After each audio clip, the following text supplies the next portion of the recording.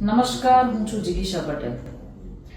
કાલે એટલે કે 29 મે 2026 મારો એક વિડીયો મારા સોશિયલ મીડિયાના માધ્યમથી તમે લોકોએ જોયો હશે, જેમાં હું ભારતીય જનતા પાર્ટીના તાલુકા પંચાયતના સદસ્યના પતિ એમને એના ગાડીમાં કાળા કાચ હતા એના બાબતે હું એને વાત કરતી હતી, અને એ સત્તાના નશામાં ચૂર હોય એવી રીતે મારી સાથે વાત કરતા હતા કે મારી ગાડી છે, હું ગમે તે કરું.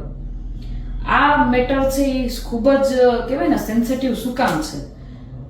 કાળા કાચની ગાડીઓ ન ફેરવવી જોઈએ એ મેટર એટલી બધી સેન્સિટિવ શું કામ છે એ આજે મારે તમને સમજાવવું છે, એટલા માટે થઈ અને હું આજે તમારી સમક્ષ ઉપસ્થિત થઈ છું. હવે વાત એવી છે કે 27 એપ્રિલ 2012 અંદર સુપ્રીમ કોર્ટે એક ચુકાદો બહાર પાડ્યો હતો કે જેની અંદર કોઈ પણ ગાડીની અંદર કાળા કાચ ન હોવા જોઈએ, કાળા કાચની ફિલ્મો ન લાગેલી હોવી જોઈએ, આગળ પાછળના ગ્લાસમાં 70% વિઝિબિલિટી અને સાઈડના ગ્લાસમાં 50% વિઝિબિલિટી કમ્પલસરી છે. એ એટલા માટે કે તમે ગાડીમાં શું કરો છો શું નહીં એ બહારથી ટ્રાફિક પોલીસ હોય કે બીજું ત્રીજું કોઈ હોય તો એ જોઈ શકે.